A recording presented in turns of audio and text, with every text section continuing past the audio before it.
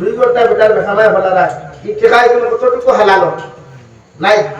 এলাকায় সমাজে আমরা তাও তলবা তা আছে কিতা পড়া হয় না মেসাবো খোলাইলে ফির বুজুর্গ খোলাইলে বাপে নিয়ে হইবা হুজুর উতার মাথা দেখো হুজুর খোয়া কিতার লাগি দিকে পড়া হয় না খেলে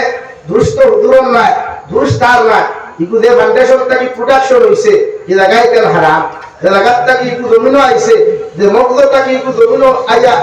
মুখ দেখাইছে মানুষরে এই জায়গায় তেল হারাম হয়ে গেছে গিয়া আর হারাম খাইয়া তার বাদ যে ফিউজ আছে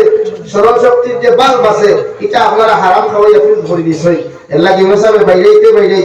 মারতে ইকু মুখে দিয়া পড়া পারে না এটা ছাত্র আছে নানি ভাই আপনি না করেন হাজার আছে লাগে মূল দায়িত্ব নবীজি ফরমায় মান আকালা তাইয়িবান উম্মতে মুহাম্মাদের দায়িত্ব সর্বপ্রথম হালাল খাওয়া হালাল রিজিকের ব্যবস্থা জন্য করা লাগে আমরা যতদিন বাঁচিতাম হালাল খাইতাম না হারাম খাইতাম ভাই হালাল খাইতাম আল্লাহ আমরা তৌফিক দেবা দূরে করি কই আমিন আমিন হালাল ব্যবসা বাণিজ্য করো কোয়া এক টাকা লাগে ইনকাম করে মগর হালাল তরিকা করো কোয়া উম্মতের সিদ্ধান্ত জাস্ট আপনারা আপনার উত্তরসূরি যারা থাকবা ভবিষ্যৎ প্রজন্ম যারা থাকবা এরাও আপনি সবক দিয়া যাইতা বলে আমার খানদানের কোনো হারাম খাইছে না বাবা তুমিও খাইও না ভাই তুমিও খাইও না যতদিনই জমিনও থাকবাই হালাল খাইবাই ওই করে হালাল খাওয়ার চেষ্টা করাইবাই পারবো না ইনশাআল্লাহ উম্মতরে আপনি গুনাহ থেকে বাঁচাইতে হইলে উম্মতরে ফেলে হালাল খানাওয়ালা বানাই কারণ যে হারাম খাইয়া পেটর তোলা বসাই ফেলাই দিছে মগজ নষ্ট করে ফেলাই দিছে এর লাগি জমিন বালা জিনিস তার অ্যাকশন করে না বালা কোনো বস্তুই তারা শিখতে পারে না এই আমার মুসলমান সমাজও যুব সমাজ যারা আছে 80% যুব সমাজ নাজায়েজ সম্পর্ক লইয়া অবৈধ সম্পর্ক লইয়া নাজায়েজ ব্যবসা বাণিজ্য লইয়া নাজায়েজ খেলা লইয়া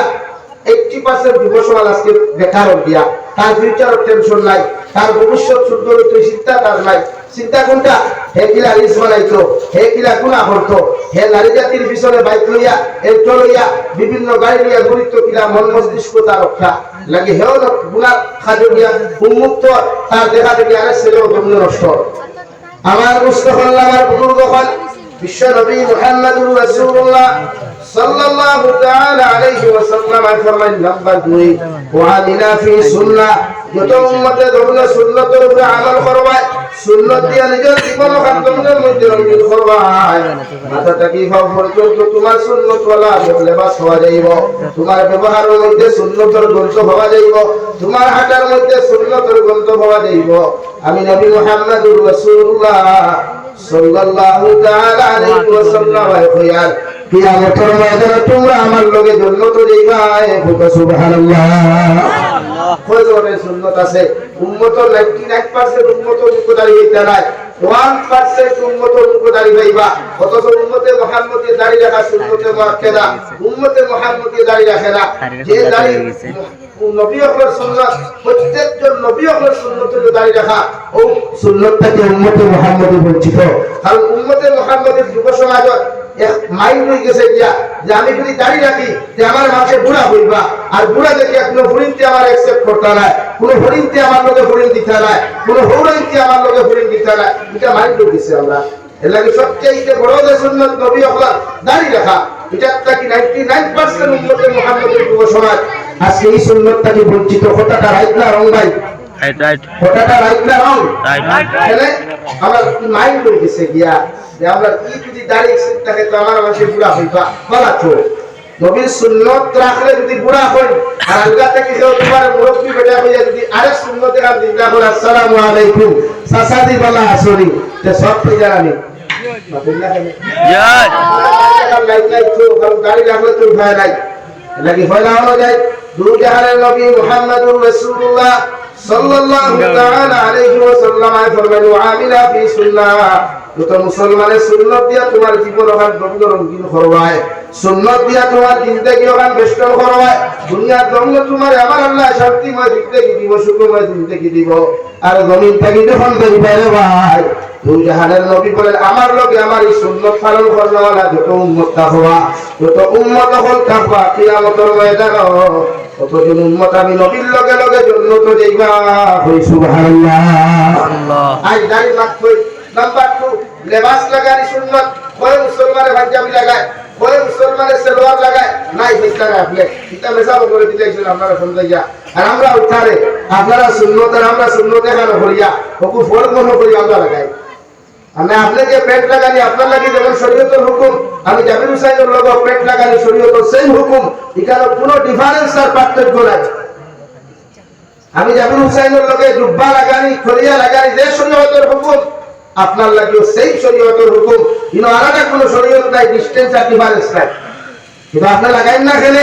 আপনার নবীর প্রতি মহব্বত নাই আর আমি লাগাই খেলে আমার নবীর প্রতি মহব্বত আছে বলিয়া আমি জাবির হুসাইনে মসজিদের ইমাম সাহেব এই মাদ্রাসার মুহতামি হযরত মাওলানা হিলাল আহমদ কাসিমি সাহেব তার মাঝে নবীর মহব্বত থাকায় তাই সুন্নতি লেবাস লাগাইতা আর আপনার কাছে প্রমাণ হয় নবীর মহব্বত নাই আপনি নবীর সুন্নতর খিলাফ লেবাস আপনি লাগাইতা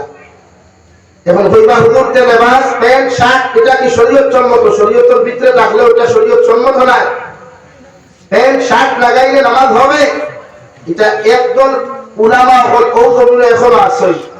এক ফিরকার কিছু জেনারেল শিক্ষিত এডুকেটেড কিছু মানুষ আছে যারা চায় ইসলামের ডিজিটাল বানাইতো মডারেটর বানাইছে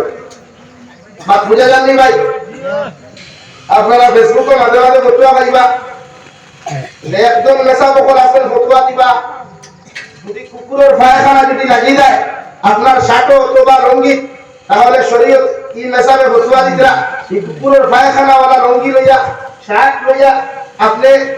নামাজ পড়িতে পারবা এতে শরীয়তের কোনো অসুবিধা হইতো না হুকুম আলহামদুলিল্লাহ অথচ ইসলাম আর মুসলমানের শরীয়ত